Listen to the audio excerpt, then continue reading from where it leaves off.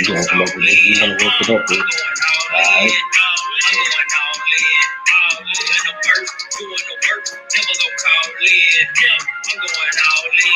I'll put it in the back. See, that's another thing here.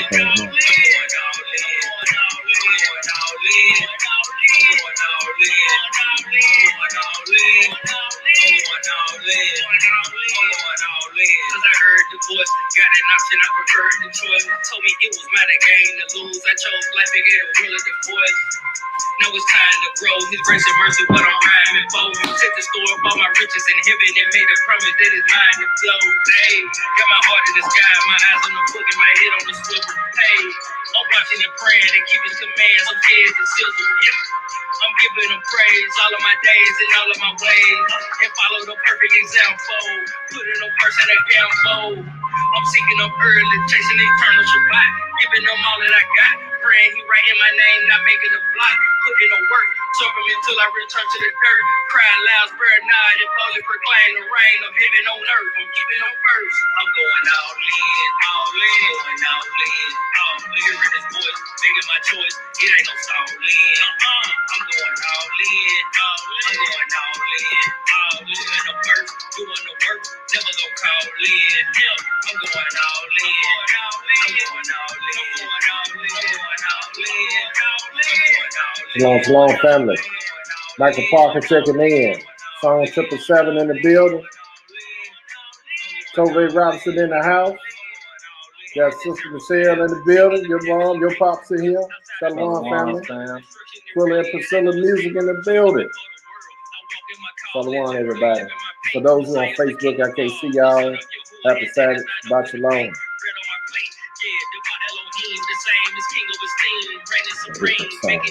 That's how I Kumbaya on the track. That's right. That's one of my favorite Kumbaya tracks right there. Which one do you find? Look at Psalms 137.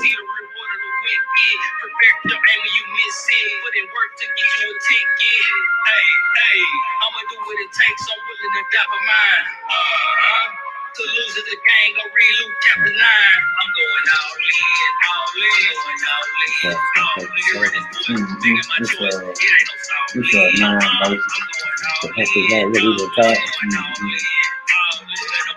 Doing the work, never gonna call in. I'm going all in, I'm going all in, I'm going all in, I'm going all in, I'm going all in, I'm going all in, I'm going all in, I'm going all in, I'm going all in. Hallelujah. I'm going all in too. Lead that. Hallelujah. Giving all praise, honor, and glory to the Elohim, Abraham, Isaac, and Jacob. Once again, we're back for part 2. But before we get started, family, we're going to stand and open up. We're going to stand and open up. Opening songs. We'll open up the class. Then we're going to get it in. Yes, sir. All right. Psalms 137, the whole song. By the rivers of Babylon, there we sat down. Yea, we wept when we remember Zion. We hanged our harps upon the willows in the midst thereof. Yes, sir. For there they that carried us away captive required of us a song. Mm-hmm. And they that wasted us required of us mirth, saying, sing us one of the songs of Zion. How should we sing the Lord's song in a strange land? If I forget thee, O Jerusalem, let my right hand forget her cunning. Mm-hmm. If I do not remember thee, let my tongue cleave to the roof of my mouth. If I prefer not Jerusalem above my chief joy. Remember, O Yahweh, the children of Edom in the day of Jerusalem. Yes, sir. Who said, raise it, even to the foundation thereof. Mm-hmm. O daughter of Babylon, who ought to be destroyed. Happy shall he be, the reward of thee, as thou hast served us. Yes, sir. Happy shall he be that taketh and dasheth thy little ones against the stone. Yes, sir. Hallelujah. Hallelujah. Boy, that's an excellent opening there. Hallelujah. Once again, family, we're going to deal with part 2. 70 AD, still a history lesson. Just part 2. The fall of the Israelites, temple and the holy city. I got the young lion with me. We're gonna dispensate this word. Brother, how you feeling? I'm feeling good like a Hebrew should. Hallelujah, man. I'm feeling the same, man. That's good. Yes, sir. But we're gonna start this off. We're gonna go back to the article. Okay. We're gonna go back to the article, Wikipedia article, Siege of Jerusalem, and we're gonna just finish out that last part. Then we're gonna get into the writings of Josephus. So let me share this screen with the family. See, can I get my article up? There we go.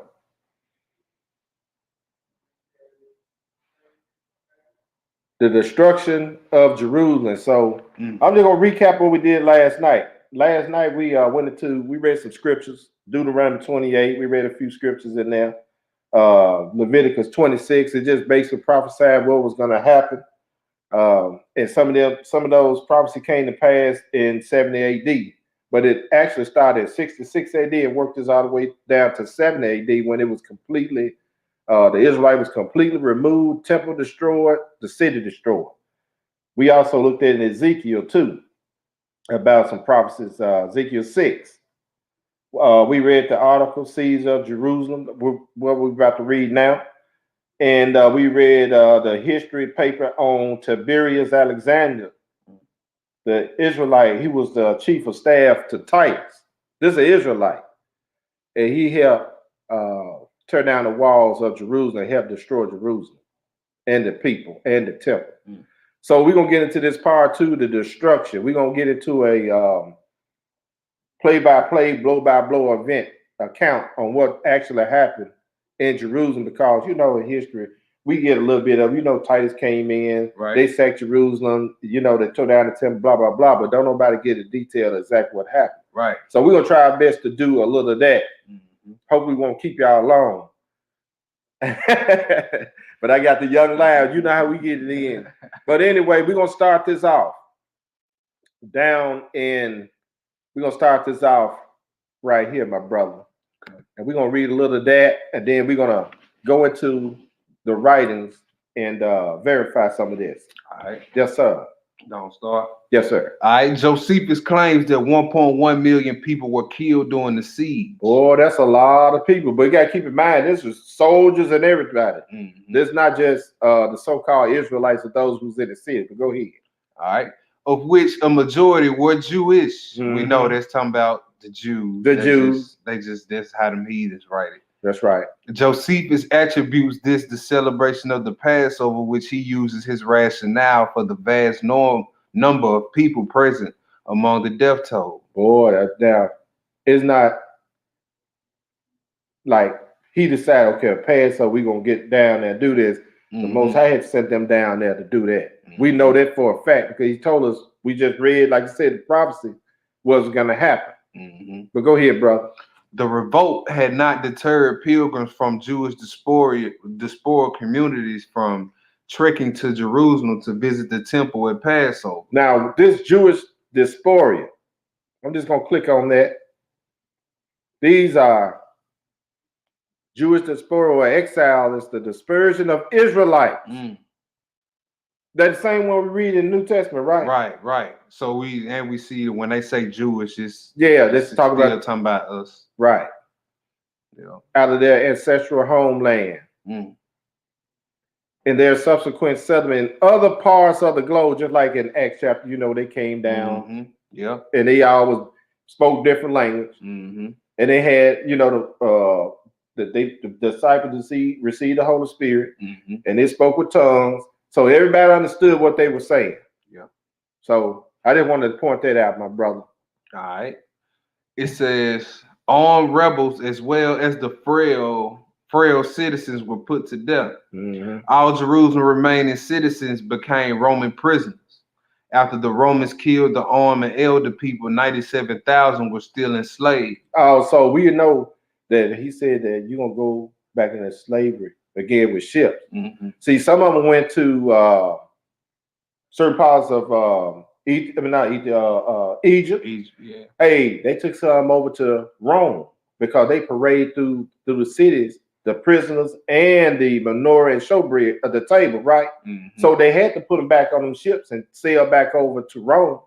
That's where it all began, on them ships. But go ahead. Including Simon Bargiora and John Giscala. Now we checked them out yesterday. Yeah. We knew who they were, but go ahead. Of 97,000 building of the Forum of Peace and the Colosseum. Now, of the 97,000s were forced to become gladiators and eventually expire in the arena. Oh, so they came as entertainment for them. They were gonna die, but they just using that for their own amusement. Yeah. And their entertainment. But go ahead. Many others were focused to assist in the death toll assumptions.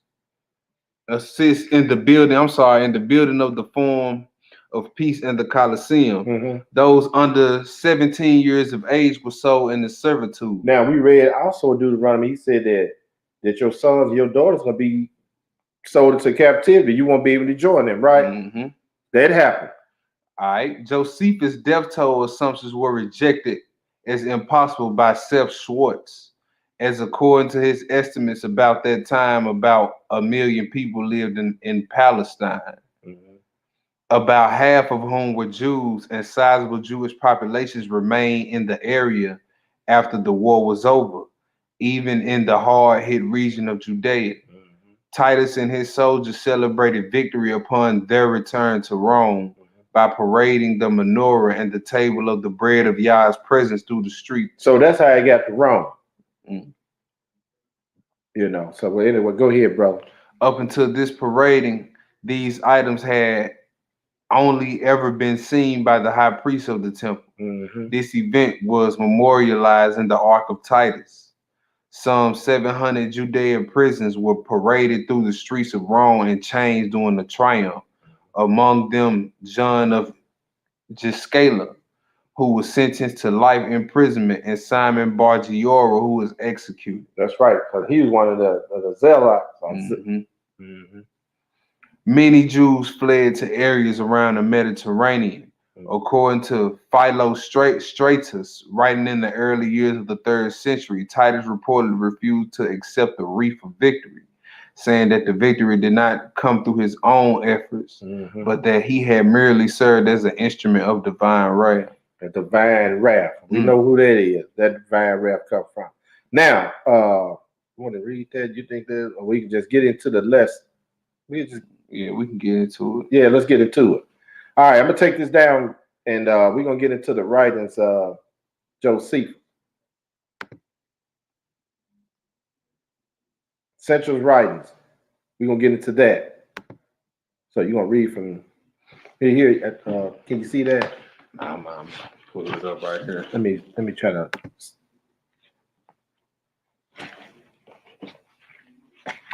So we'll make it bigger. I think this is large.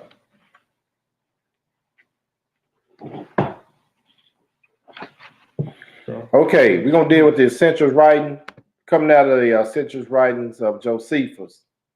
In case anyone wants to buy this book, it's a great read. It gets in depth on a whole lot of different events, but we're gonna deal with this chapter 26, the destruction of the temple and city. I'm trying to get this thing blown up a little bit if I can. Let me see, can I? Y'all hold tight, family. Let me see what I can do.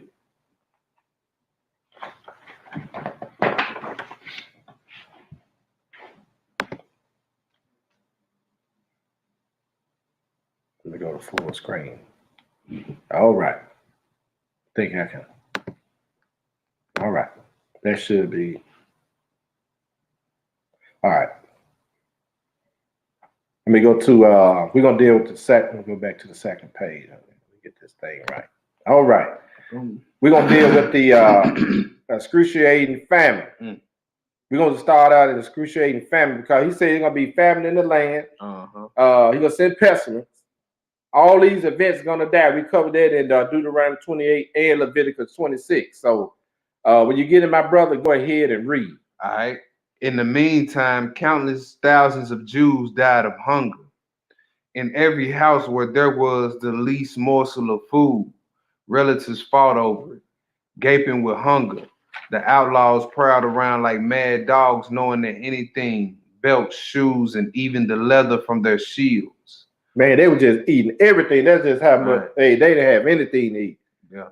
I guess when they finish eating that, we're gonna find out what happened. Go ahead. Others devoured wisps of hay.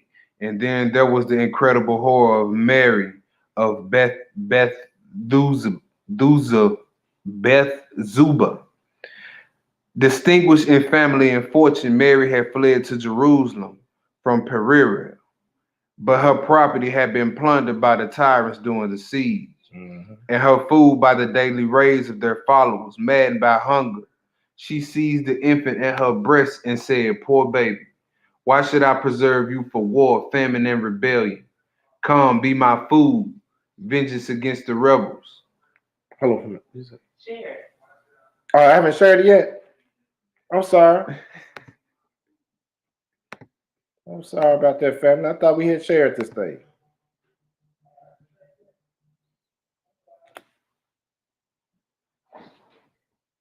Oh, I'm off today. TJ, What's up? we're gonna have to start over, my brother. It's all good. Sorry about that, family. We're gonna get back into it. All right, let's start from the top. Okay. Excruciating family. Glad we weren't in too deep. Yeah. All right.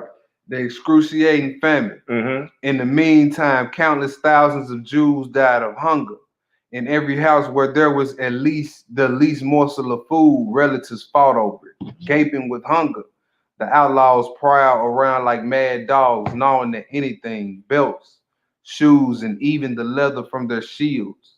Others devoured wisps of hay. And then there was the incredible horror of Mary of Bezuba, distinguished in family and fortune. Mary had fled to Jerusalem for Perea, but her property had been plundered by the tyrants during the siege, and her food by the daily raids of their followers. Mad by hunger, she seized the infant at her breast and said, "Poor baby, why should I preserve you for war, famine, and rebellion? Come be my food, vengeance against the rebels, and the climax of Jewish tragedy for the world." With that, she killed her infant son, roasted his body, and devoured half of it, hiding the remainder. That's right, because we read over there Deuteronomy 28. He said, "Hey, you're gonna eat your sons and daughters in the siege," right? This actually happened. So people can't say, "Hey, man, the Bible is a made up story and everything." We read in the history documentation here, but go ahead. It says, instantly the rebels arrived, sniffing the unholy smell and threatening her with death if she did not produce what she had prepared. She had reserved a fine portion for them too, she replied, uncovering the remnants of her baby. They stood paralyzed with horror. "This is my child and my actions," she said. "Help yourselves, for I have had my share. Don't be weaker than a woman or more compassionate than a mother. But if you're squeamish and disapprove of my sacrifice, then leave the rest for me." Woo, boy, that's some hard. We straight got reduced to cannibalism. Yes, sir. Boy, says they left trembling, and the whole city rocked with this abomination. So the whole city, that's what they was doing. Yep, right after she did. Whole city was roasting their children and eating them, just like was prophesied in Deuteronomy 28 and Leviticus 26. But go ahead and read.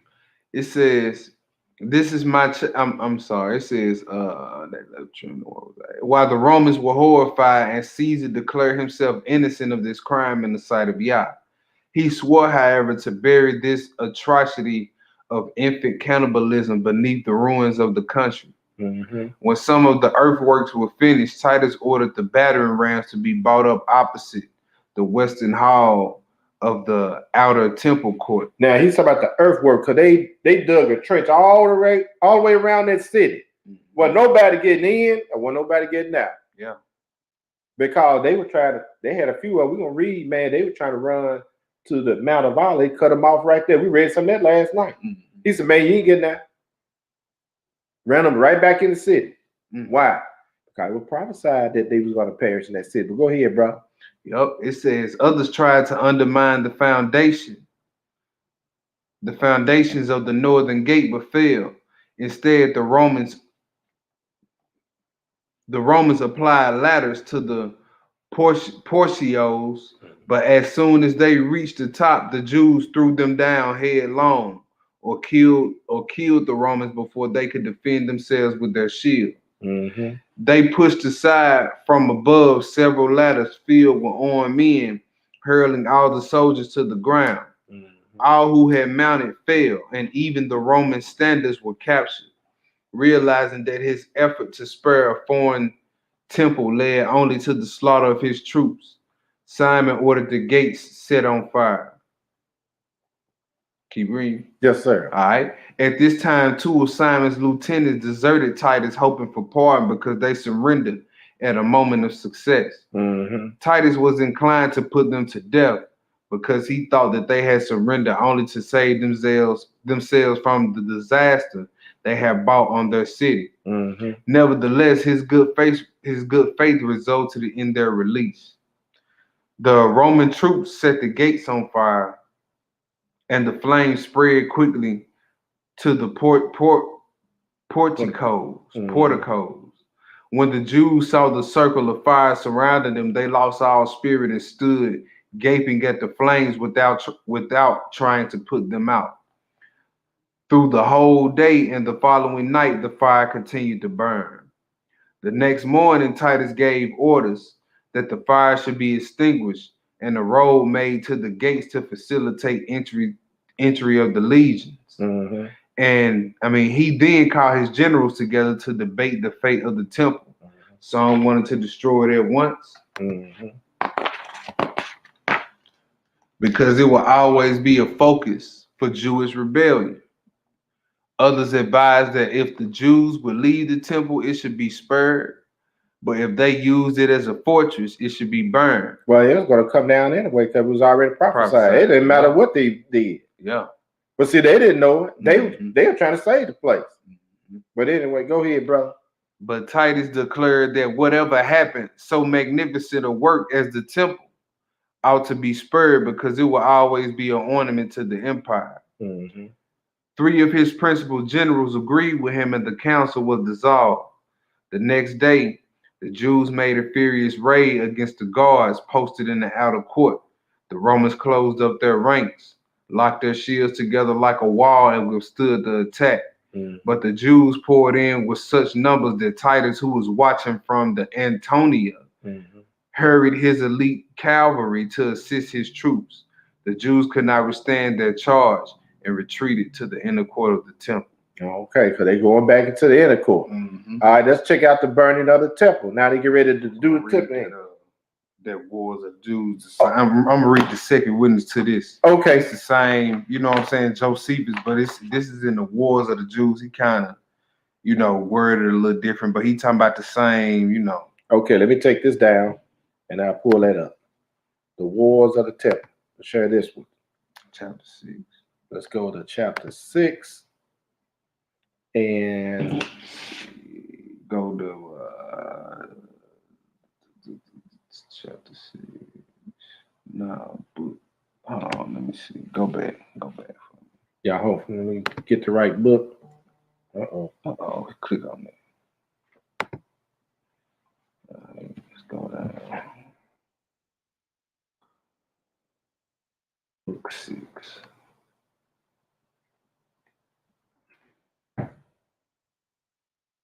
Here we go.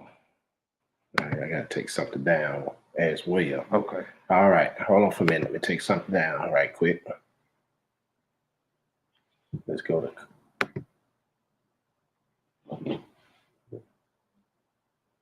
change that. Get back to sharing this. Okay. All right.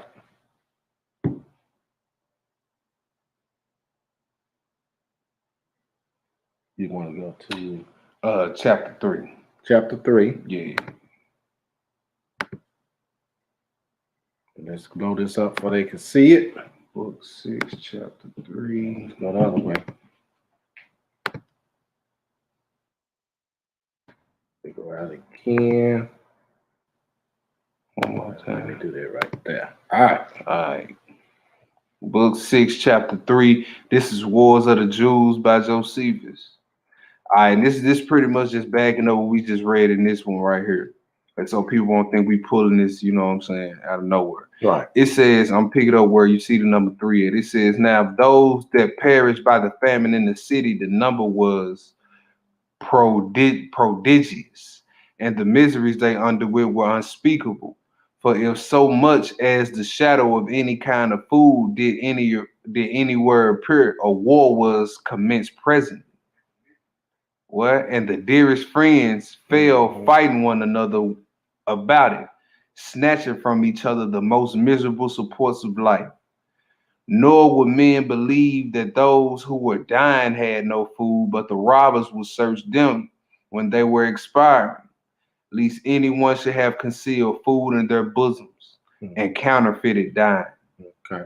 Nay, these robbers gaped for want and ran about stumbling and staggering along like mad dogs, and reeling against the doors of the house like drunk men.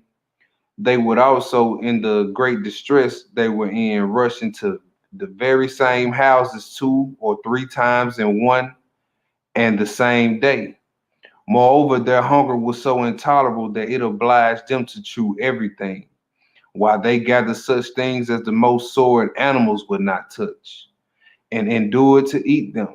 Nor did they at length abstain from girdles and shoes, and the very leather which belonged to their shields they pulled off and gnawed. The very wisps of old hay became food to some, and some gathered up fibers and sold a very small weight of them for 4 added drachma.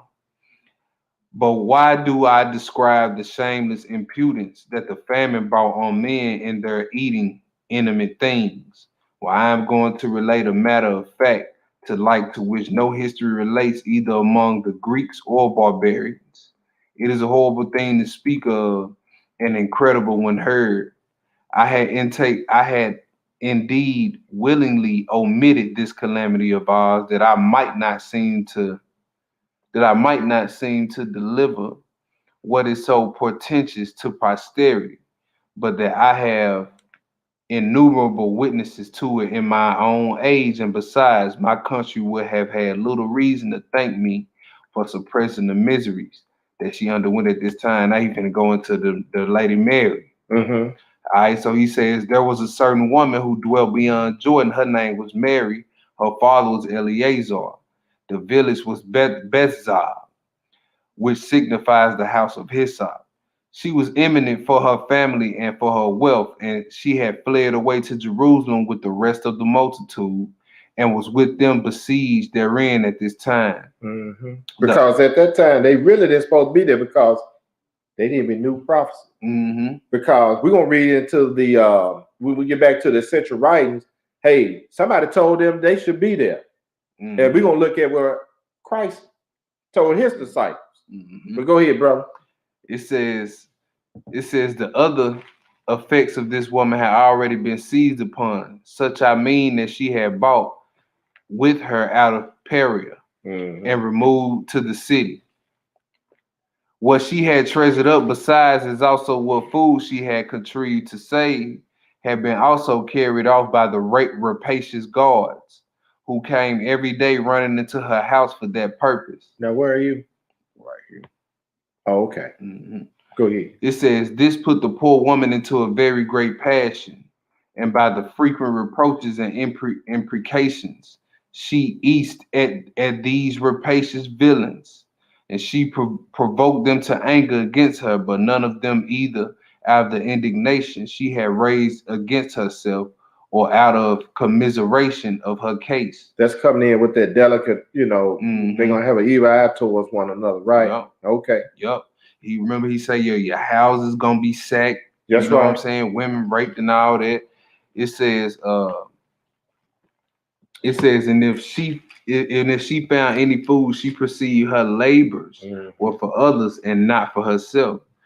and it was now become impossible for her any way to find any more food, while the famine pierced through her very bowels and marrow, when her passion was fired to a degree beyond the famine itself, nor did she consult with anything but with her passion and the necessity she was in. You see, she let her hunger get the best of her. It says she didn't consult with nothing, not even the Most High.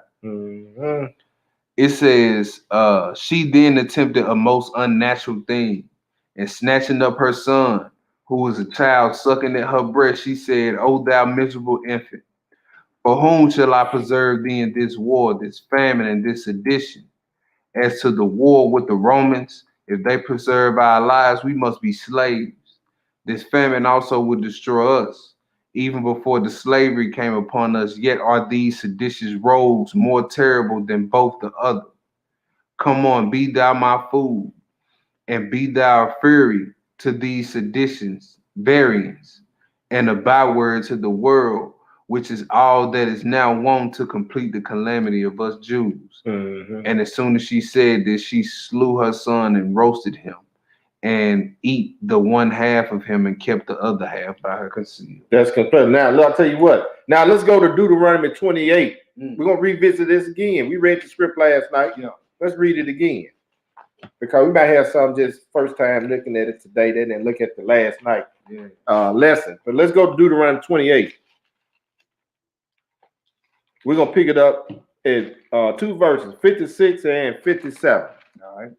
Deuteronomy 28, 56, and 57. When you get my brother, go ahead. The tender and delicate woman among you, which would not adventure to set the sole of her foot upon the ground for delicateness and tenderness, her eyes shall be evil toward the husband of her bosom, and toward the son, and toward her daughter. Go ahead. And toward her young one that cometh out from between her feet. Yes, sir. And toward her children which she shall bear, for she shall eat them for want of all things secretly in the siege. Because we read about the siege right here. But go ahead and read it. And straightness, and straightness wherewith thine enemy shall distress thee in thy gate. Because they was distressing those gates. They couldn't even get out of that city because they did the earthwork, right? And they built this, and they couldn't get out. I don't care which way they went. You weren't getting out of that city. Yeah. You was locked in. You can't bring no food in or take none out. That's right. Because we read a prophecy when Christ told them, look, when you leave, as a matter of fact, let's go there and read it. Let's go there and read it. Let's go to Luke chapter 21. Okay. Let's go to Luke chapter 21. We're going to read this, and y'all keep this in remembrance because we're going to read something else. And there was some false prophets there. That's dangerous. Listen to these false prophets, these false teachers and everything. Luke 21 and pick it up at the 20. Verse 20. We're going to read verses 20 through 24. All right. It says, and when ye shall see Jerusalem compared with armies, then know that the desolation thereof is nigh. Why they didn't know that? Because they was there since 66, right? They came and they've been there the whole time, but they didn't know that. Yeah. But go ahead and read. Yeah, it says, then let them which are in Judea flee to the mountains. Yes, sir. And let them which are in the midst of it depart out. And let not them that are in the countries enter therein too. Now they was there for Passover, right? Yeah. Oh, well, we got to keep the Passover at Jerusalem. Man. What did Christ tell you to do? When you see these guys around, don't go in there. Don't go in there. See, he always gonna give us a chance to, you know what I'm saying, shake the spot before we hit. Now, the very elect, they wasn't in there. I'm gonna tell you another thing too. We read about the Pharisees hooking up with the Heronians. When you go in there, the Heronians were the Edomites, right? We're gonna read about them. Guess who's in the land? Pharisees and the Edomites and stuff. The one that's gonna tell you that you can't. The same one was after Christ.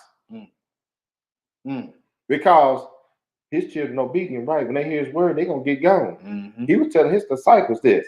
So the message got down to everybody who knew prophecy. Said, hey, when you see this right here going on, you need to get up out of here. Right. But go ahead and read. Go ahead and read. It says, For these be the days of vengeance, Mm-hmm. that all things which are written may be fulfilled. That's right, because Daniel prophesied about it. Then we read about it in Deuteronomy 28 and Leviticus 26. But go ahead and read. It says, but woe unto them that are with child, Yes, sir. and to them that give suck in those days. Mm-hmm.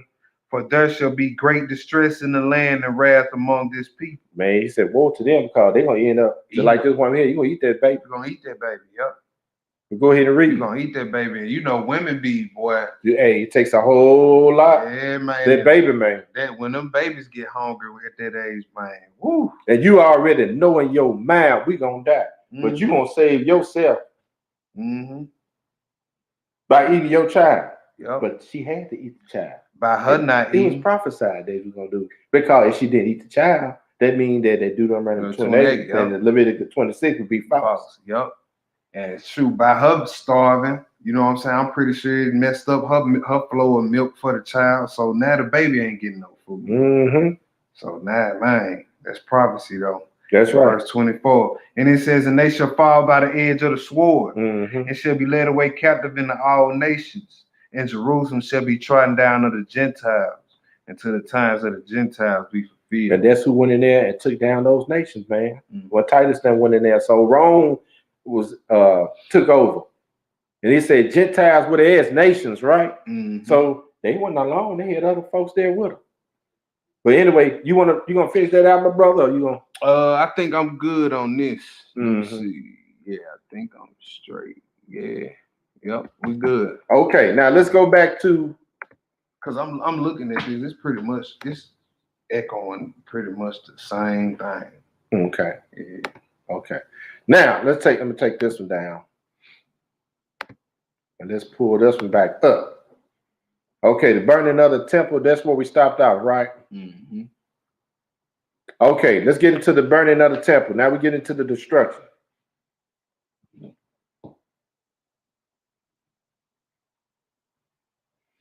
All right, the burning of the temple.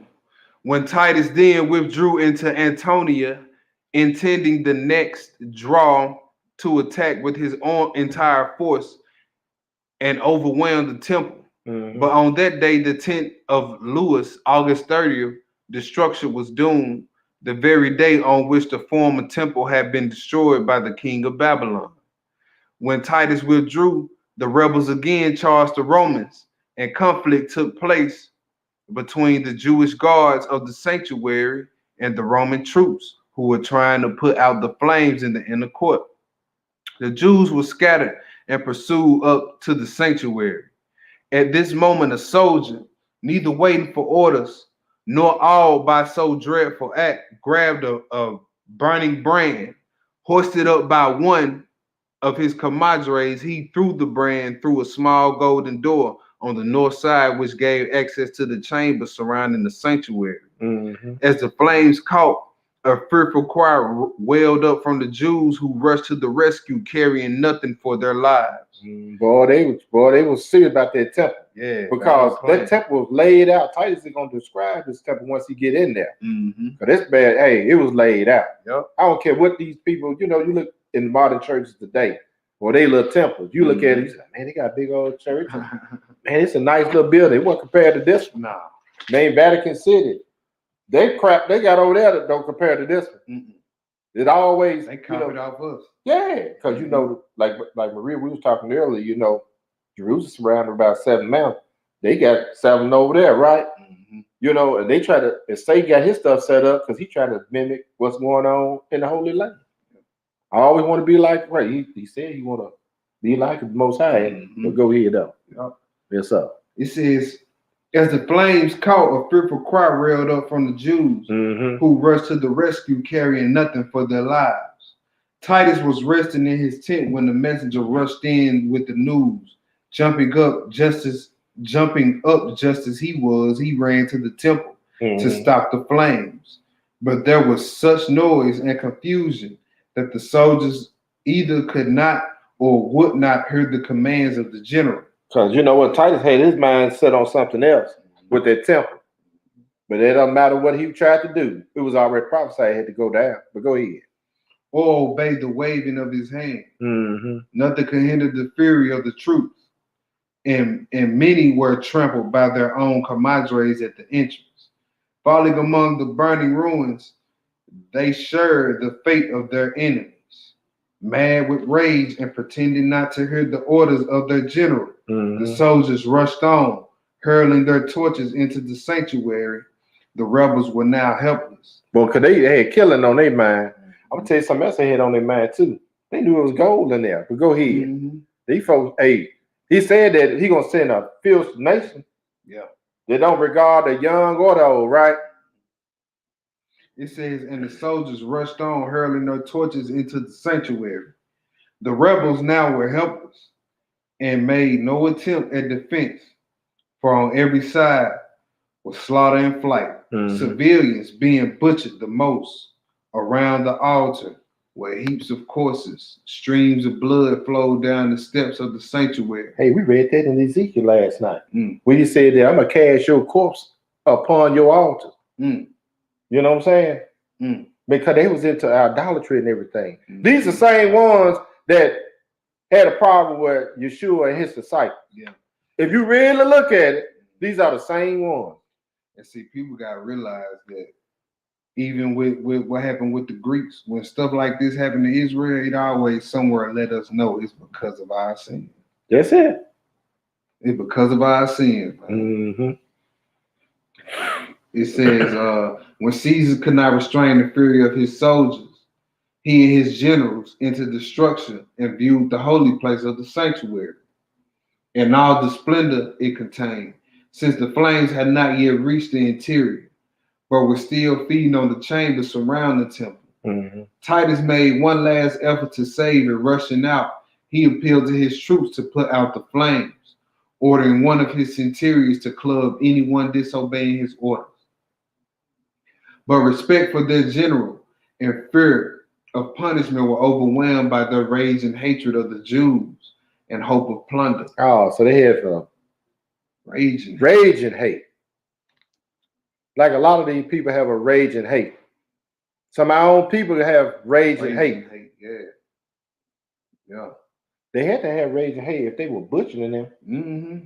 Slicing bodies up. Man, you got a big old hatchet in your hand. You just cut them on, you know. Boy. They did some stuff to us during this time, man. Yes, sir. It says, seeing that all the surroundings were made of gold, they assumed that the interior contained an immense treasure.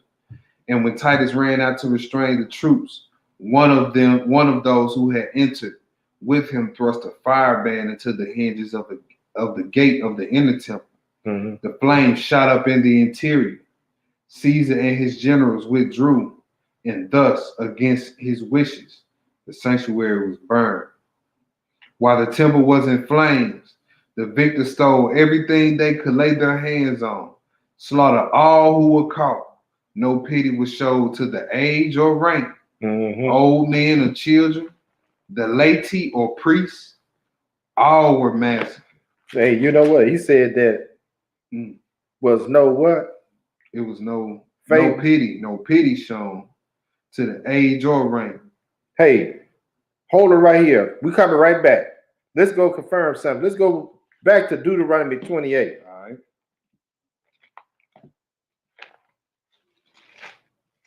Deuteronomy 28. We're going to read two verses. Deuteronomy 28. We're going to read verse 49 and 50. Let's confirm something in this letter right here. When you get it, brother, go ahead. And Yahweh shall bring a nation against thee far from thee, from the ends of the earth, as swift as the eagle flies. A nation whose tongue thou shalt not understand. That's right, because they want to communicate with each other. They spoke two different languages, right? But go ahead. A nation of fierce countenance, which shall not regard the person of the old, nor show favor to the young. So that's what we're reading about right here. It said, man, hey, these folks ruthless.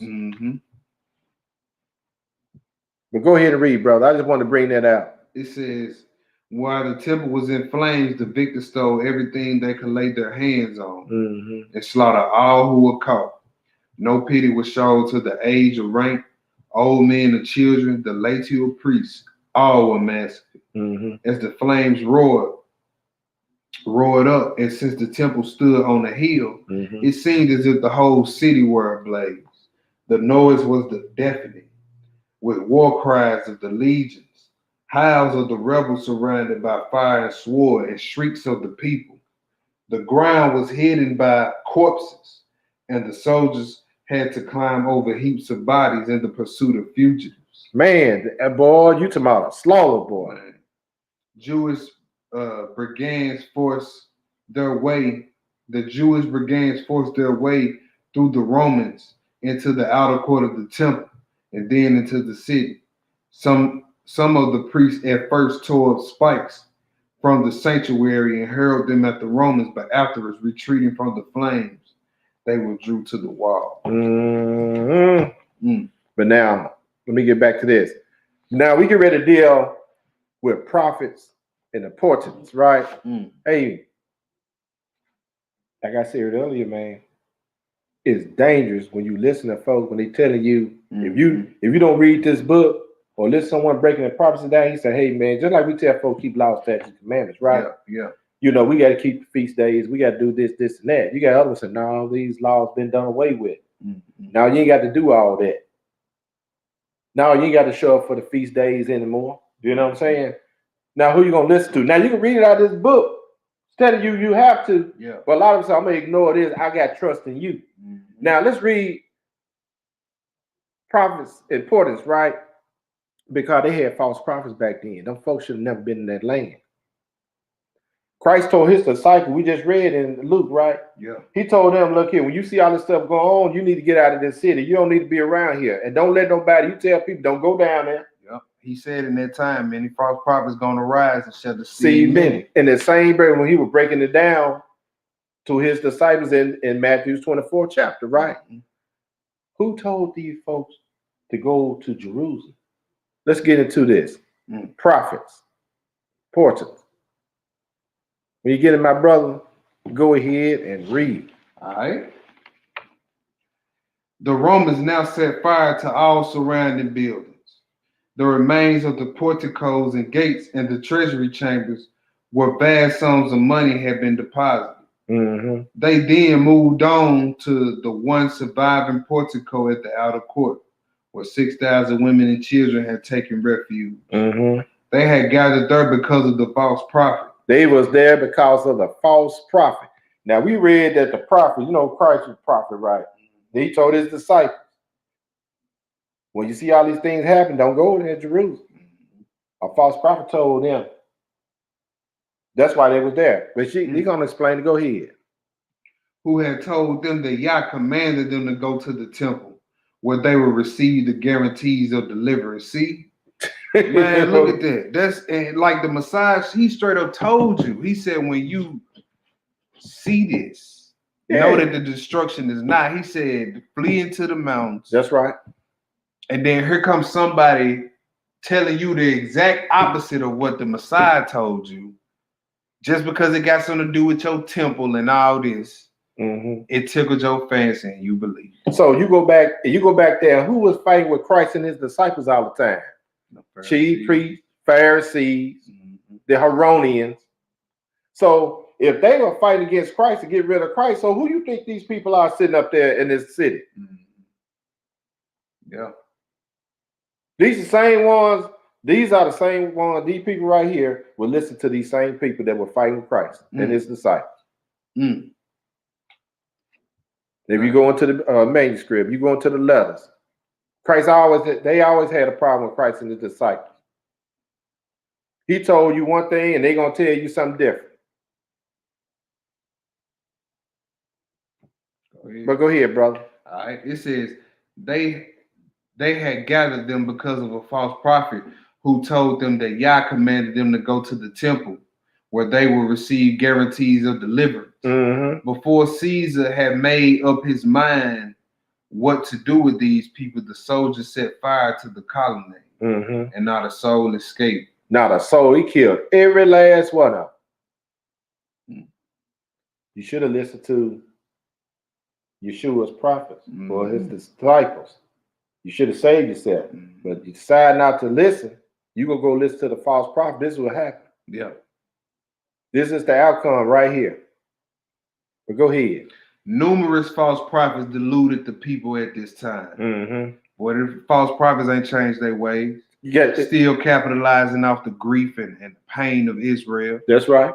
Still doing it. Mm-hmm. They were hired by the tyrants to urge the people. Hold on for a minute. They were hired by the who? The tyrants. So listen, we got that going on today. Wow. We got that going on today. Wow. Why you think Creflo them up there running their mouth? Hey man, I might go further than that. What some of these Sabbath day teachers? Yeah. 501(c) or CD, whatever that stuff called. He said they were hired by the tyrant to urge the people to wait. To wait for help. To wait for help, man. Wow. So they hire preachers or false prophets to lie to Israel to say peace, peace when there is no peace. He said, man, y'all need to wait on the Lord. Mm-hmm. That's what he said. Yeah. That they to wait on the help from God. Mm-hmm. See, if you don't go back and read history and all this kind of stuff, then it start making sense to you. Now, these jokers always say that. You ain't got to do nothing. You just wait on the Lord. Yeah. Well, he told us what to do. When you start seeing this stuff that's going on, it's just like a lot of folk, we refuse, man. A lot of people got to get out these cities, man. These cities getting worse, dangerous, and worse, man.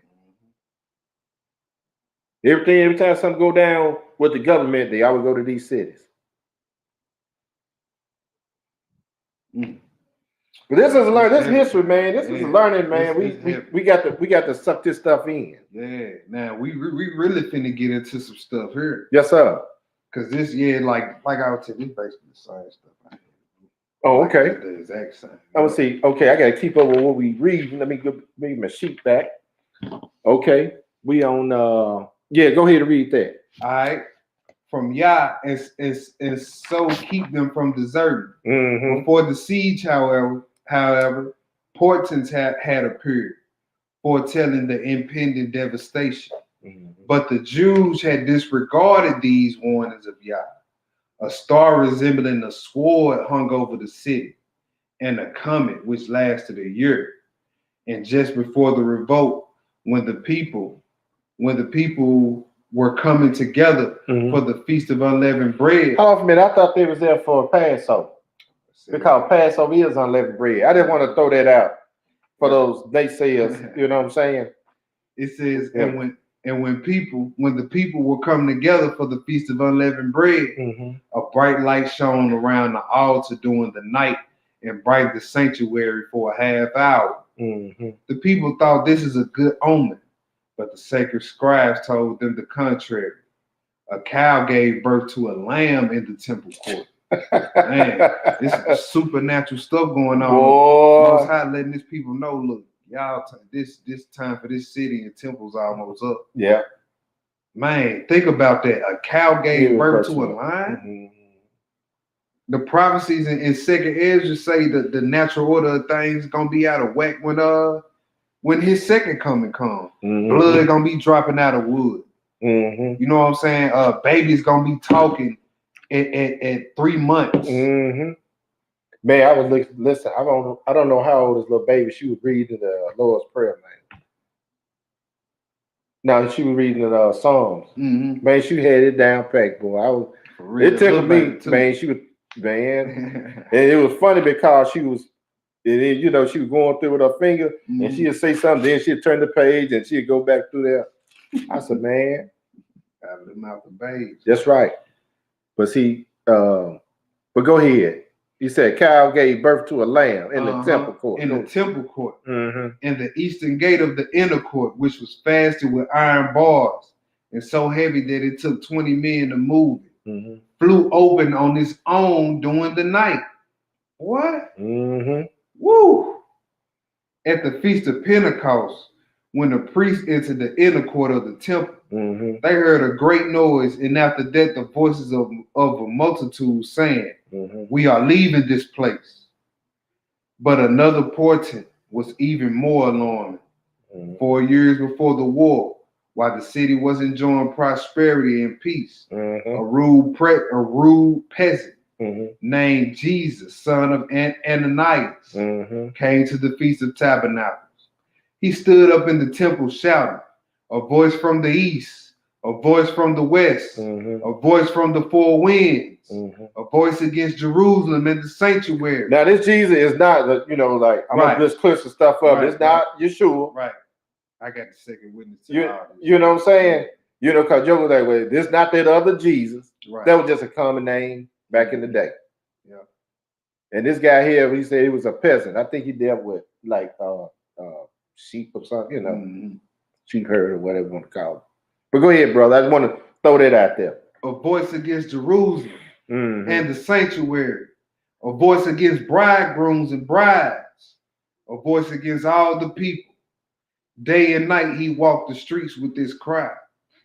Some of the leaders arrested the fellow and beat him, but he only kept on shouting as before.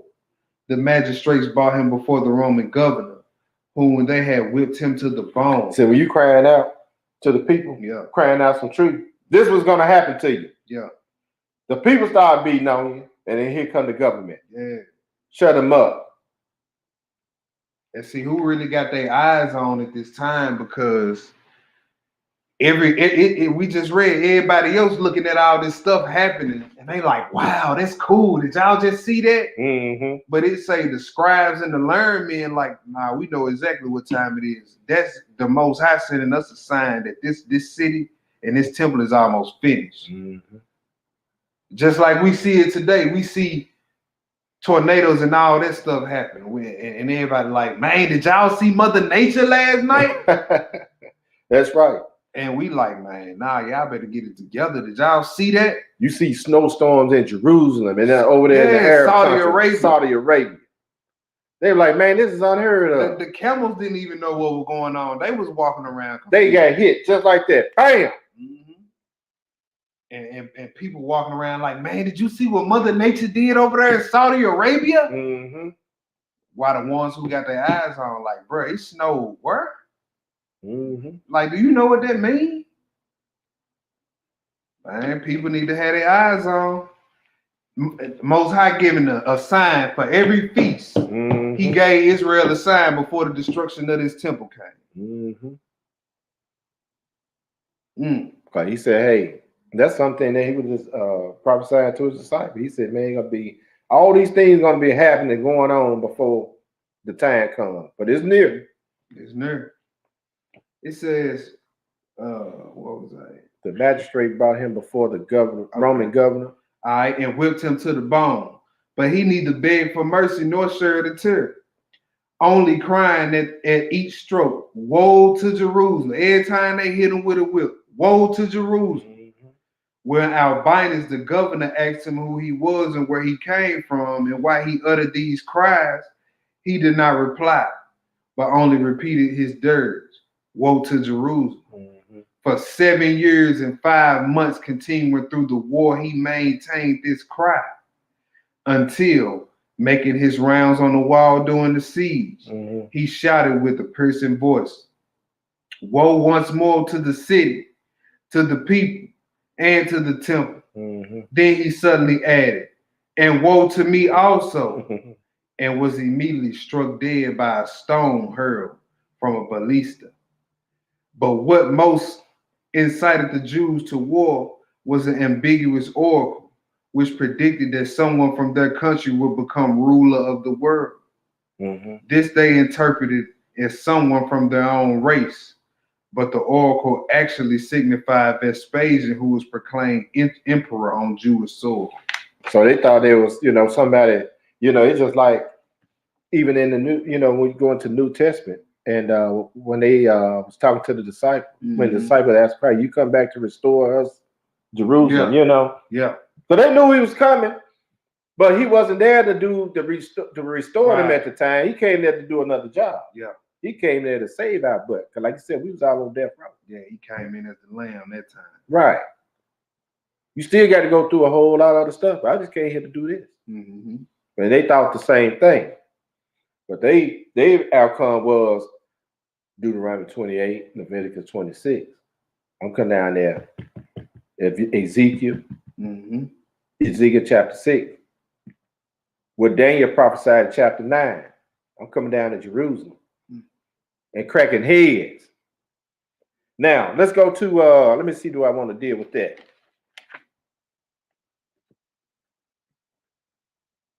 Is that what you had in there? Nah, that's what's next. That's after what I just read. Okay, let's get down. That's where I want to pick it up at. Let's pick down to 5 days. Some of this stuff, you could, like I say, I can leave it up. You can read on your own, but I just wanted to hit all the high points, all the things that was going on in Jerusalem when they took down the Israelites. We know that they were slaughtered and butchered and murdered and everything. Yeah. They let some people out. We're gonna read that. But start right 5 days later. It was also a good thing to read, which is basically saying the same thing that we reading up here. It's just a word a little different. Also read Josephus' Wars of the Jews. Mm-hmm. It's a section in there where he talk about how our people had a custom of swallowing little pieces of gold, right? Mm-hmm. So he said when we died around this time, the Romans would come and cut our bellies open and get the gold out of our excrement. That's how diabolical these heathens is. Mm-hmm. They came and cut our stomachs open just so that they could get the gold out of our excrement. And you think this heathen is your friend. You think Billy Bob is your buddy. Where we at, Hebrew? Page 363. We're gonna start with what it says 5 days later. All right.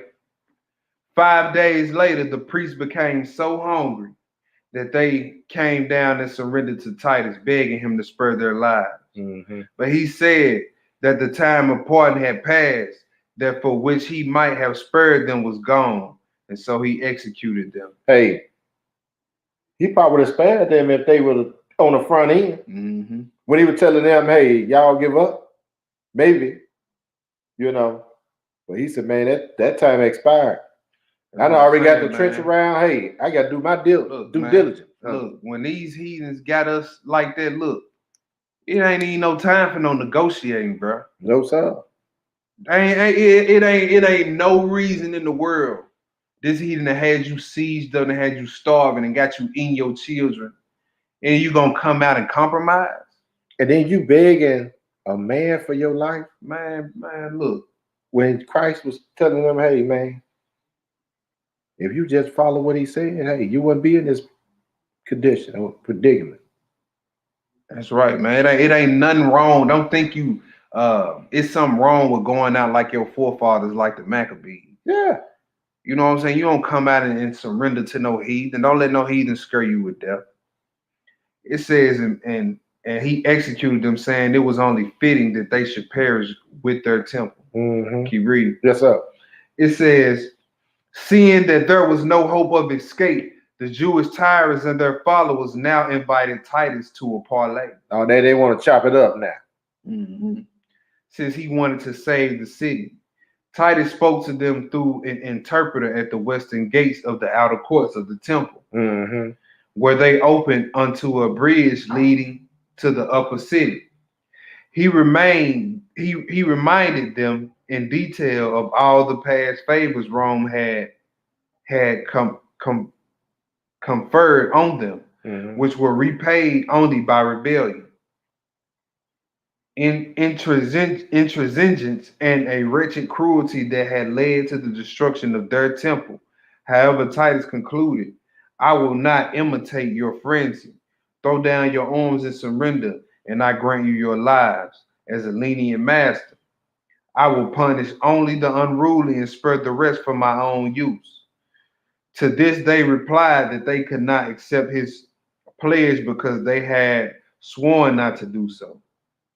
They asked for permission to pass through his lines with their wives and children and withdraw into the wilderness, leaving the city to him. Titus was furious that virtual captives were offering proposals as if they were victims. Now they want to get to the wilderness now. Yeah, you see, this heathen not listening to none of your compromises, so it ain't even no reason for you to try to compromise with them. Now you're trying to get to the place of safety. Yeah. If you're gonna go out there face to face, you might as well go out there guns blazing. Hey, I'm gonna tell you another thing, man. A lot of people ain't gonna make to the place of safety. That's what we're reading, right? Mm-hmm. Yep. Because somebody gonna bamboozle you and trick you in this. Nah, man, it ain't time yet. Yeah. Yeah. Don't listen to them over there. Yeah. Yeah. Man, they've been talking about this forever, man. Because you get to the wilderness and get over there and try to corrupt the people. So Christ got to cut you all off. Mm-hmm. You out of there. You might make it to the door of the wilderness, but that's as far as you going. That happened to Dathan and Korah and them, man. So did. Cut them little jokers out because they wanted to go back to Egypt. Yeah, you ain't sneaking in there with no fake mustache and trench coat on. No, sir. Nah, everybody got to pass under their rod. Mm-hmm. And the rebels going to be cast out. It says, they asked for permission to pass through his lines with their wives and children and withdrew into the wilderness, leaving the city to him. Mm-hmm. Titus was furious that virtual captives were offering proposals as if they were victims. He warned them not to hope for terms any longer, but to fight to save themselves as best as they could. Uh-oh. In other words, hell to the no. Right. No, sir. It says, because from now on, he will be governed by the laws of war. That's right. That's right. Most of fixing this man, he gonna get the job done. Because he can't go back and say, hey man, he can't be like Saul. Man, if Saul was over there, he might have let you slide through. Not Titus. Right. It ain't happening. It says, he then gave his troops permission to burn and sack the city, and flames soon consumed the archive, the ark, the council chamber, and the many homes. Yes, sir. We almost done. We have a few more pages we're going to deal with. But we're going to read this on now because there's some vital information in there. Because we're going to get into, because we thought about the Edomite dynasty, right? Yeah. The Heronians, they was in there too. Yeah. So the Heronians, they hooked up with the Pharisees. See, everybody getting payback now. Yeah. You know what I'm saying? These, like I said earlier, man, these same one was coming after Christ and his disciples. Yeah. These are the ones we're reading about always fought against Christ and the disciples. Now they're getting paid. It's payback time. Yeah. We could, let me pull a precept real quick. Yes, sir. We finna get into the Herodians, or you was just touching on that? I was just touching on that, but we're going to get down to them. Real As a matter of fact, we are about to get into them. What you got, brother? I got Mark 12 and 13 real quick. Let's go to Mark chapter 12. Let's show you how they was working together, like you just said. Mark chapter 12, and we're gonna pick it up at verse 13. Yes, sir. And it says, and they sent unto him certain of the Pharisees and of the Herodians to catch him in his word. Right. And when they were come, they say unto him, Master, we know that thou art true and carest for no man, for thou regardest not the person of men, but teaches the way of Yah in truth. Is it lawful to give tribute to Caesar or not? So we see that they was working together. They were working with they so-called enemies, supposed to be enemies. You know what I'm saying? All to destroy them sight. Yep. And I think we read last. Let me pull it right quick. We also read last night. We could revisit it again, and then we get on into Matthew, the 22nd chapter. And we're gonna read 15 and 16, then we'll get back into it. Matthew 22. Yeah. 15 and 16. All right. No, this is the same one. This same one. Okay. No. I want to read. It was another one I pulled last night, but it was basically saying that they was getting together. They got together. The Herodians and the Pharisees got together. How they might try to get rid of Christ. They wanted to kill him off. Yeah. So all this is just payback to these suckers. Yep. That's all this is. Oh, Mark 3. Mark chapter 3. Mark 3. Mark chapter 3. Yeah. Right. It just payback to these jokers, man. 8 or something like that. You could do all you could do, but when the time for the day, Mark chapter 3. Verse 6. Verse 6. Verse 6. Yeah, Mark chapter 3, verse 6. Yeah. And the Pharisees went forth and straightway took counsel with the Herodians against him, how they might destroy him. Yes, sir. Let's read about these Herodians. Now we're putting the pieces, pieces to the puzzle. Yes, sir. Now we getting somewhere. The Jewish war. The rebels now rushed to the royal palace of Herod in the upper city, where many had deposited their wealth, beat off the Romans, and killed 8,400 people who had gathered there, looting the money. They also captured 2 Roman soldiers, one a cavalryman and the other a foot soldier. So that lets you know, man, that these people wasn't poor.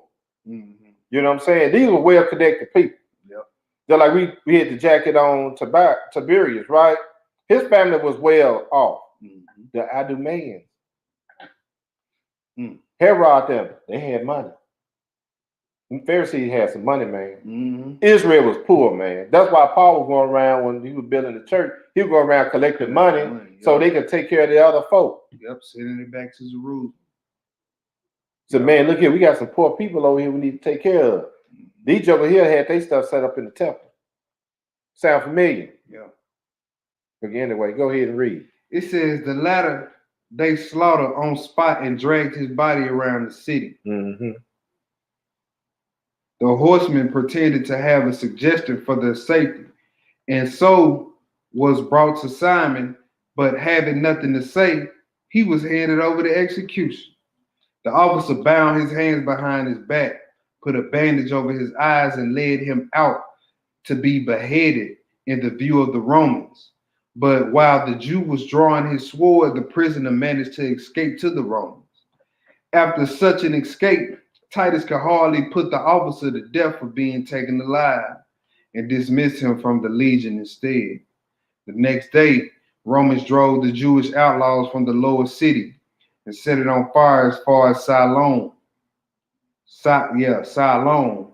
Cooped up in the upper city, the rebels dispersed themselves and lay in ambush amid the ruins, executing all who attempted to desert. As a last hope, they planned to find refuge in the underground passages. Boy, they on the run, ain't it? That sound like where Harriet Tubman might have got some of her tactics from. On the underground passage. Yeah. It says where they would hide until the city was entirely destroyed and the Romans had departed. Because the ascent to the upper city was steep, Caesar ordered earthworks, even though the land for 12 miles around had been stripped of timber. But the legions raised one embankment on the west side of the city opposite the royal palace. Boy, they gonna make it hard as it. They made sure that they weren't going anywhere, man.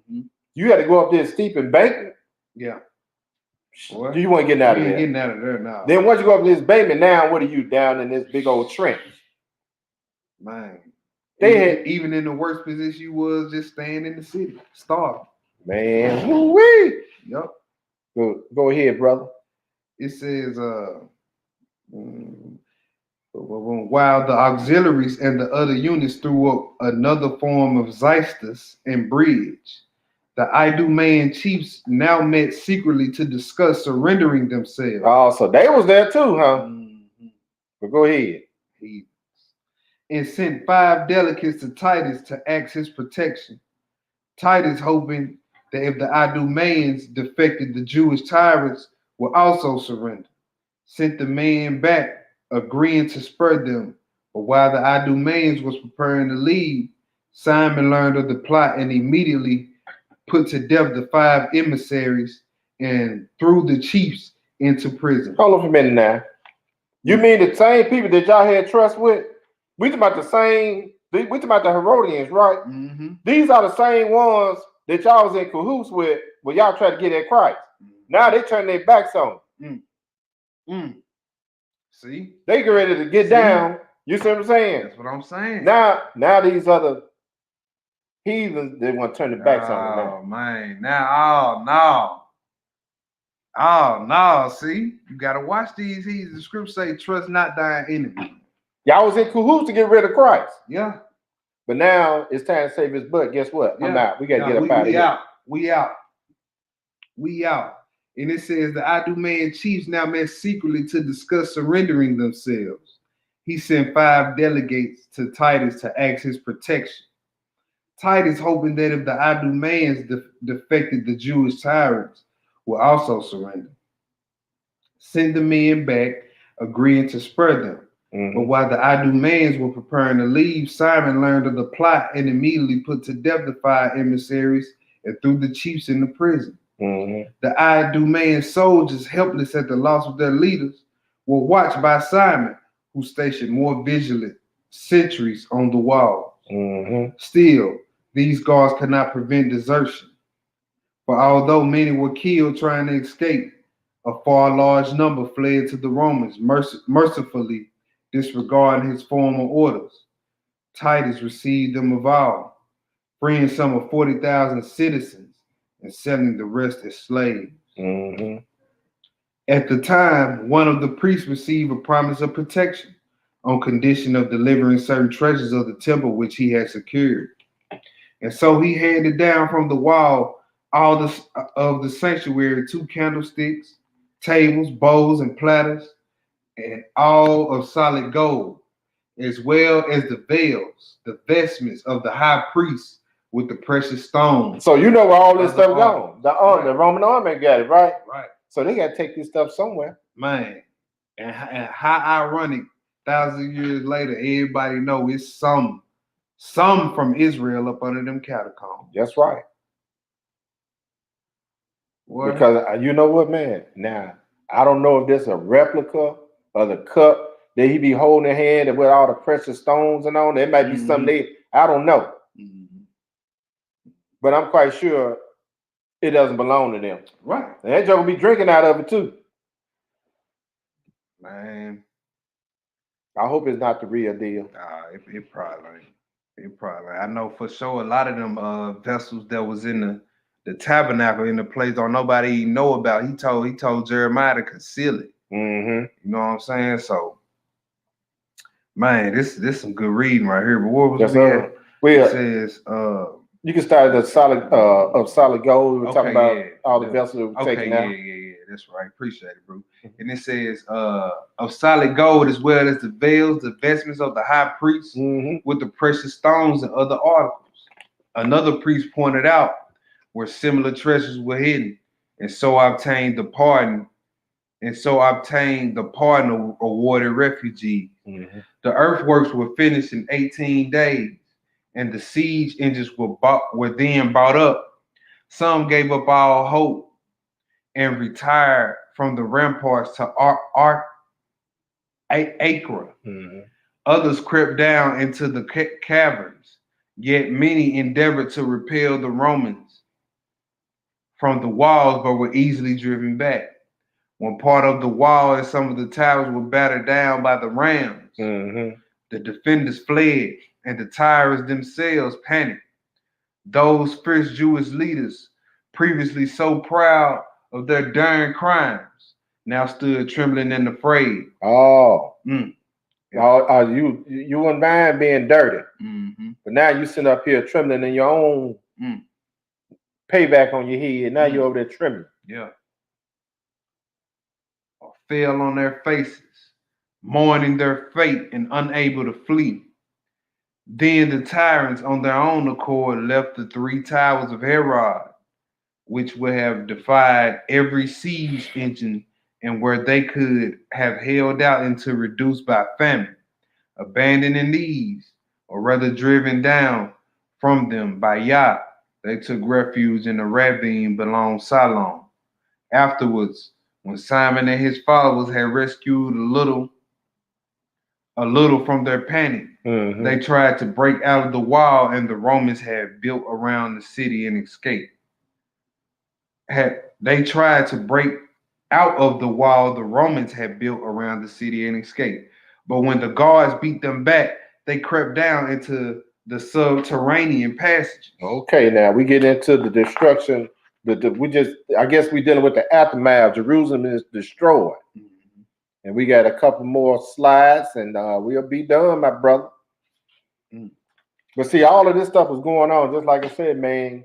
You know, sometimes we hear the story about how Jerusalem was taken down in 7 AD. They touch a little bit on Titus coming in. They might mention about the slaughter, what have you, but it's good to read and just get in depth idea of what exactly what went on. Yeah. You know, you can visualize all this stuff going on. Yeah. Just like you watching a movie, you sit up there and watch some of these movies, these like medieval, Braveheart. Braveheart. You go in there Yeah. and see all that fighting. That's exactly what kind of stuff that yep. was going in. Like sometimes I was thinking about it last night, and I just closed my eyes and just tried to picture it. Mhm. Like I could just see the fire on the walls Right. around the city. I could hear screams. You know what I'm saying? I could see people starving, laying on the ground, rib cage showing. Like I could just heads cut off, Yeah. limbs cut off. You know, bellies cut open. right. Yeah. Yep. And folks over there eating something you would think is some type of animal, but it's another person they eat. All kind of, you know. And they put this stuff right in front of us. Mhm. But now you can picture that what happened down in Jerusalem. You know. But Jerusalem is destroyed. Yes, sir. When you get it, brother, go ahead. All right. It says, now conquerors of the city wall, the Romans planted their standards on the towers in jubilation over their victory, finding the end of the war an easier task than its beginning. They hardly believed that they had surmounted the last wall with no bloodshed and had found no defenders inside. Pouring into the streets of the upper city, they massacred everyone they found, burning the houses with all who had taken shelter in them. So great was the slaughter that in many places the flames were put out by streams of blood. Wow. Wow. And he said, I'm going to make your cities waste. Man. And he's going to tear down your groves and your vineyards. He said, he's going to destroy everything. Man. And it was put out by the streams of blood. Towards evening, the butchery ceased. The butchery ceased. But all night the flames spread. And when dawn broke, all Jerusalem was in flames. As Titus entered the city, he was astonished at its strength, and especially the towers which the tyrants had abandoned. Indeed, when he saw how high and massive they were, and the size of each huge block, he exclaimed, surely Yah was with us in the war, who brought the Jews down from these strongholds. For what could hand or engine do against these towers?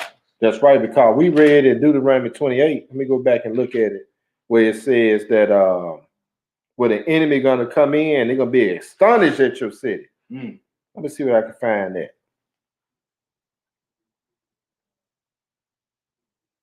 He said they're going to be astonished. They're going to go in there like, man, look at this, you know.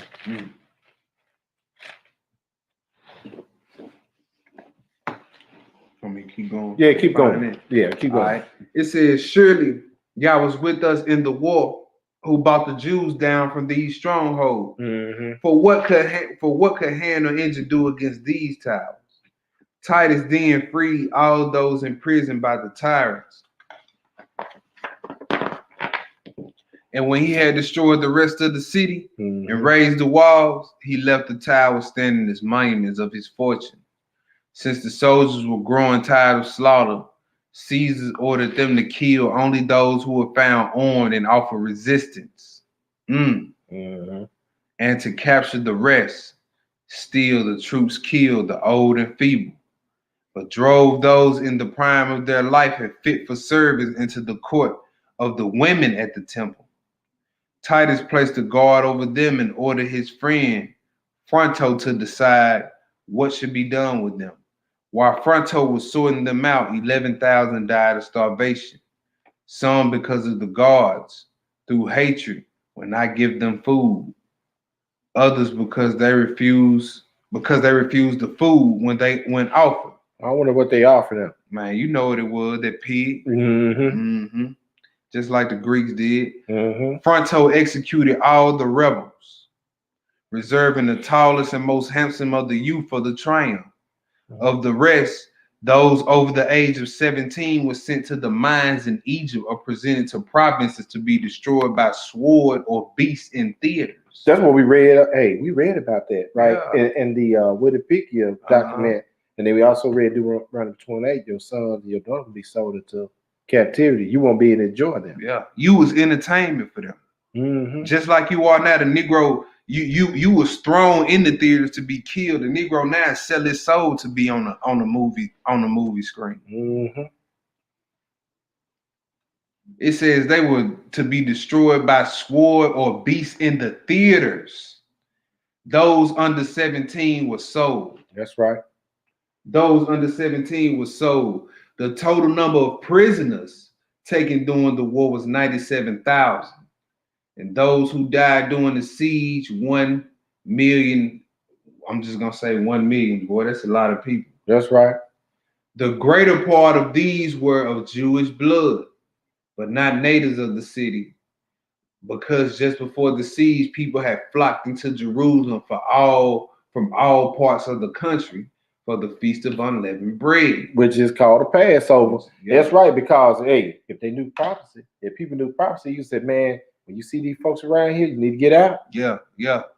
See, even though man, people get deceived, because even though it was a custom for us to go to the feast for the feast days, Messiah told you, when you see certain things happen, don't come here, leave this place. And people still coming up for the feast, ignoring what he told them, and look what happened. Just like we tell people today, I hear a lot of them like, well, you gonna take that vaccine? I told them, hell no. What am I take a vaccine for? Right. I said, I never had a flu shot before. Me neither. So why do I want the vaccine? Right. So when you tell them that stuff, well, then excuses start coming in. But you do what you're gonna do. I'm telling you, man, you don't need to take this stuff because there's a lot of unclean stuff in there. You know the agenda, past history stating that, man, you don't trust these people. Don't let these people put this stuff in your body. Yeah. We don't want you to get coronavirus, but to keep you from getting coronavirus, we gonna give you coronavirus. That's stupid. Bro, that's stupid. That's stupid. That don't make no sense, Hebrew. It says, did I skip? I skipped something, didn't it? We stopped because before the siege. I think I skipped this. No, we read that. We read that. Okay, yes, sir. Okay, I'm tripping. All right, my bad. It says, what was I? They found themselves. Okay, the greater part of these were Jewish blood, but not natives of the city, because just before the siege, people had flocked into Jerusalem for all parts of the country for the Feast of Unleavened Bread. They found themselves engulfed in the war and overcrowding that produced pestilence and famine. That's right, because he said there's going to happen. The pestilence and famine going to happen to him. Yeah. All these heathens came flocking up to the city, man. Man, going back to your house city. They have flocked up to Jerusalem for all parts. They found themselves engulfed in the war and overcrowding that produced pestilence and famine. That the city could hold so many is clear from account taken under Cestius, when the priest during the Passover sacrifice counted 255,600 animal victims, allowing an average of 10 dinners per victim. We have a total of 2,700,000 of all of these were pure and holy, since those afflicted with leprosy or gonorrhea or menstruating women were not permitted to participate. The Romans now went down into the subterranean passages and killed all they found, discovering 2,000 who died from violence or famine. The stench was so horrendous. John and his followers, dying of hunger in the caravans, begged the Romans that for protection he had so often spurned, he was condemned to life imprisonment. The Romans set fire to the outlying quarters of the city and demolished the walls to the ground. That's right, because Messiah said in Matthew 24, he said, you see all these things? Yeah. There should not be one stone upon another, should not be torn down. Yeah. So we know Messiah told some truth in that, right? All right. The Romans set fire to the outlying quarters of the city and demolished the walls to the ground. Jerusalem was taken in the second year of Vespasian's reign, on the 8th of Gorpiatus. It had been captured 5 times before, and now for the second time destroyed. Shishak, king of Egypt, Antiochus, Pompey, and then Sosius with Herod had taken the city, but preserved it. Before then, it had been laid waste by the king of Babylon, 1,486 years and 6 months from the foundation. Its original founder was a prince of Canaan called Melchizedek. Yes, sir. A righteous king, for such indeed he was. He was the first priest of Yah and the first to build the temple. He named the city Jerusalem, which was previously called Solama or Salem. Right? You read it's Salem as well. The Canaanites were driven from Jerusalem by King David, who established his own people there. The Babylonians destroyed it in 477 years and 6 months later. And Titus, 1,179 years after David, or 2,177 years since its foundation. So ended the siege of Jerusalem. So ever since it's 70 AD, when they cut it off, they seized the city. They destroyed those, majority of those who was there. Yeah.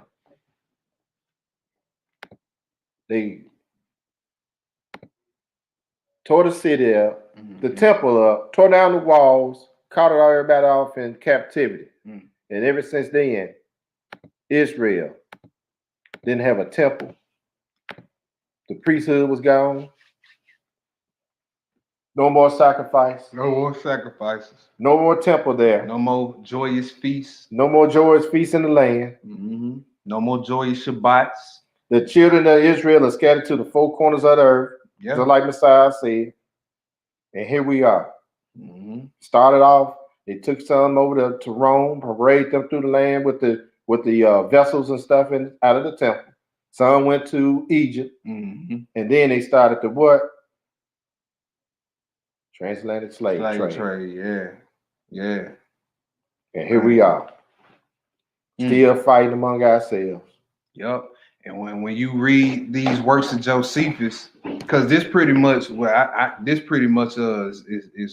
like right in line with the wars of the Jews. You know what I'm saying? When you read, like when you start in the first book 1, chapter 1, like you read everything leading up to what we were going into today, right before the siege, man, you see that the reason why it was so easy for the Romans to come in and do what they did, because it was a lot of infighting amongst Israel. It was so many seditions amongst Israel at the time. Man. And that's why we got the warning in this day and time from Zephaniah to gather ye yourselves together before that day. O nation not desired, man. That's right. So that's a lesson, family, part 2, 70 AD, the fall of the Israelites, temple, and the Holy City. Hope somebody got some understanding. Hallelujah. Yeshua HaMashiach name. Hallelujah. I'm gonna shout out some of y'all. Let me go cue some. You got some music there, my brother? Yeah, let me go ahead and shout some of y'all out. Man. Hope everybody having a joyous Shabbat.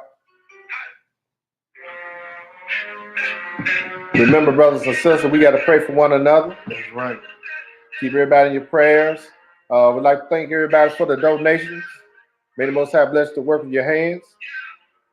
Fabrico, Braga, Shalom. We got Linda Ricks in the house. Tennis A. McCray Davis checking in. Shalom, sister. Song 777. Shalom. Francesca Ford in the building. Regina Dolores in the house. Who else we got in this deal? I can't see y'all on Facebook. I can see him. Let me see him on Facebook. Who else we got up in here? Brother James Ford in the building. Sister Michelle Butler in the crib. I can't see y'all on Facebook either right now. Young Lion gonna shout y'all out. Brother Corey Yehuda. Shalom, Hebrew. Let me go up and see. Can I? LJ was in the building. Shalom, Hebrew. Shalom. Lisa Israel's in the house. Hey, for those who want to come and keep the Passover and unleavened bread, Email us at the Order Melchizedek. Let us know if you're going to show up. That way we can get the hotel information to you.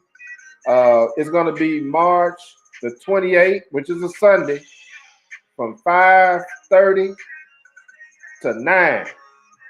But we'll give you more information on that. But just email us. You see it scrolling at the bottom of the page.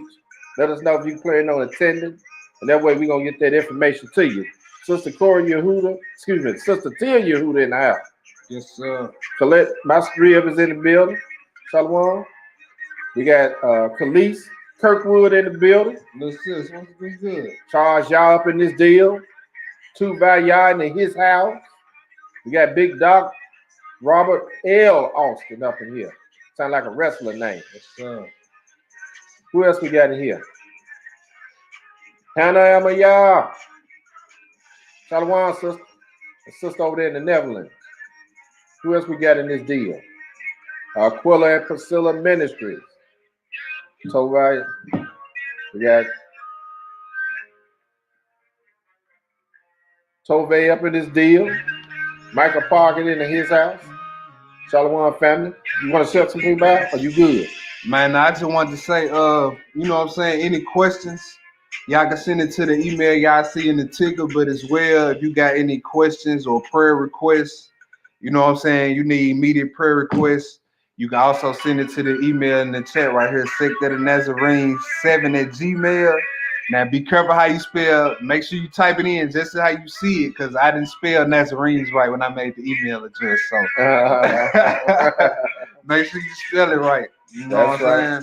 saying? If we need to get on the phone and you know what I'm saying, cast down some evil spirits. That's right. Send the, you know what I'm saying, send the number, send the request. We're gonna get on the phone, we're gonna handle that business. You know what I'm saying? We ain't just trying to teach, we trying to fulfill all commandments of Christ, which is go forth, heal the sick, That's right. raise the dead, cleanse the lepers, so on and so forth. That's right. That's all on spiritual level. That's right. That's right. But anyway, family, until next time, shalom, shalom, and happy Sabbath.